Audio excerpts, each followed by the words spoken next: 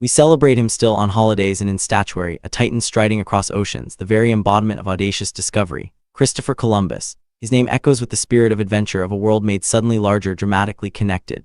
He's the man who found America, the harbinger of a new era, an icon of courage and ingenuity. But in recent years the pedestals have begun to crack, the bronze figures to fray as whispers turn to shouts.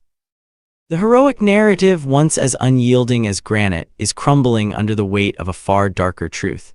We're left grappling with a profound dissonance. The myth of the explorer versus the stark reality of the colonizer, the visionary versus the architect of unimaginable suffering.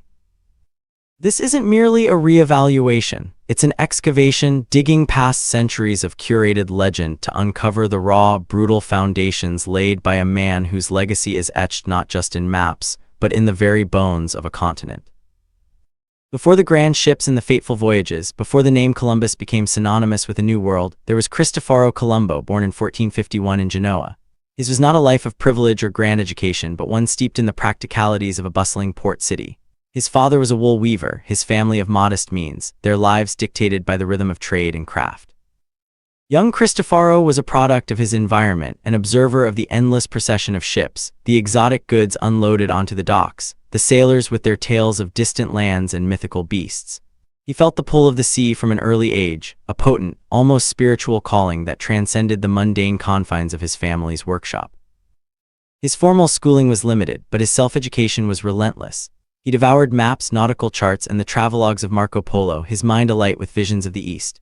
He learned Latin, Spanish, and Portuguese, essential tools for a burgeoning maritime career. He wasn't born into a world of courtly intrigue or academic debate, but rather one of commerce, ambition, and the harsh realities of seafaring. This upbringing, far from being sheltered in the modern sense of luxury, was sheltered from any inherent understanding of cultures beyond the European sphere.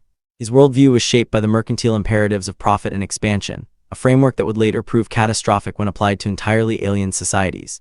He saw the world as a commodity, a vast expanse awaiting exploitation, and his own destiny intertwined with its untapped riches.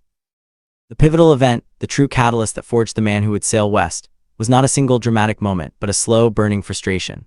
For years, Columbus pursued his audacious dream, a direct westward route to the Indies, bypassing the treacherous and increasingly costly overland routes controlled by Venice and Genoa, and crucially the Ottoman Empire's chokehold on the eastern Mediterranean after the fall of Constantinople in 1453. He was a man possessed by this singular idea, an almost monomaniacal obsession. He faced repeated rejections from the courts of Portugal, England, and France, his proposals deemed too speculative, too costly, his calculations often dismissed as flawed. The constant dismissal, the condescension from learned geographers, the endless waiting, chipped away at his patience, hardening his resolve. Each refusal was a fresh wound, but also fuel for his unwavering conviction. This era, on the cusp of the Renaissance, was ripe with a certain kind of mythological thinking. Columbus himself was drawn to stories of ancient mariners, of biblical prophecies, of lands beyond the known world. He saw himself perhaps as a latter-day Argonaut, embarking on a quest for a golden fleece of untold riches, navigating uncharted waters to bring back wonders. The very act of sailing into the unknown West was a journey into the mythological abyss, a defiance of the flat earth fears that still lingered in the popular imagination. But the rational, symbolic explanation for his relentless pursuit was far more prosaic, yet profoundly impactful. It was about profit, power, and a desperate grasp for social elevation.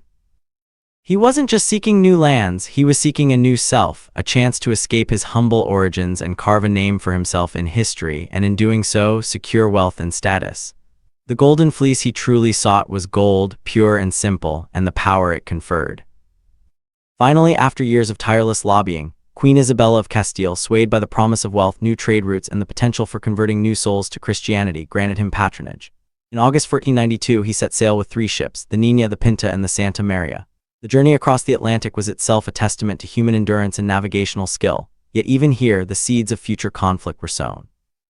His crew, on the brink of mutiny, were kept in line by a mixture of discipline and deception, a foreshadowing of the authoritarian control he would later wield. On October 12, 1492, land was sighted. What Columbus believed to be the East Indies was in fact a small island in the Bahamas, Guanahani, which he promptly renamed San Salvador.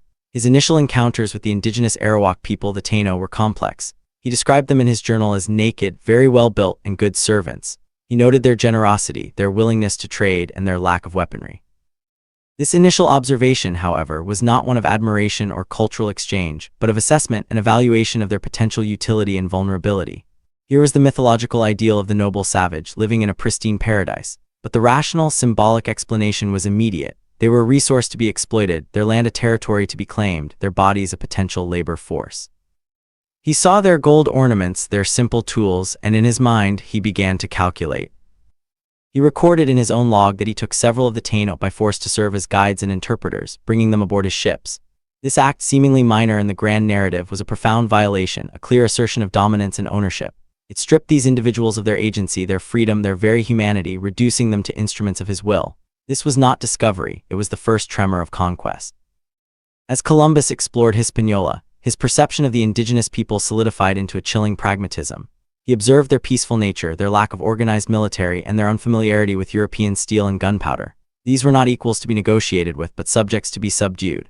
The mythological idea of a new Eden, a land untouched by human vice, quickly dissolved under the pressure of his primary objective: gold.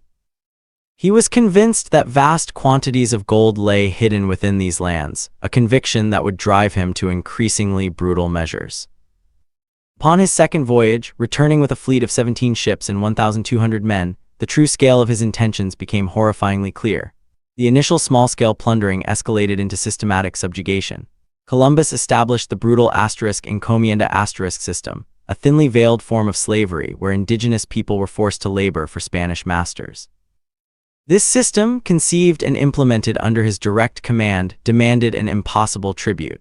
Every indigenous person aged 14 and above on Hispaniola was forced to collect a hawk's bell full of gold every 3 months. For those living inland where gold was scarce, the quota was 25 pounds of cotton. The consequences for failure were swift and barbaric. Bartolomé de las Casas, a Spanish priest and eyewitness, later documented the horrors. He described how those who failed to meet their quota had their hands cut off, a grotesque public display of power and terror. Left to bleed to death, their severed hands hung around their necks as a warning. This wasn't merely punishment, it was a calculated act of psychological warfare, designed to break the spirit of an entire people. The myth of the benevolent explorer was shattered by the stark, rational reality of a merciless tribute system. The symbolic explanation here is clear. The hands, the very instruments of labor and creation, were severed, signifying the complete dehumanization and dispossession of the indigenous population. The impact of European diseases, for which the indigenous people had no immunity, compounded the violence and forced labor. Smallpox, influenza, measles, and typhus swept through the populations like wildfire. The Arawak population on Hispaniola, estimated to be between several 100,000 to over 1 million in 1492, plummeted with terrifying speed. By 1514, a mere 22 years after Columbus's arrival, their numbers had dwindled to a shocking 35,000. By 1550, they were virtually extinct. This was not just a decline, it was a demographic catastrophe, an apocalypse brought by the collision of worlds. The mythological concept of a new world opening up for humanity was, for the indigenous inhabitants, a world closing, violently and irrevocably.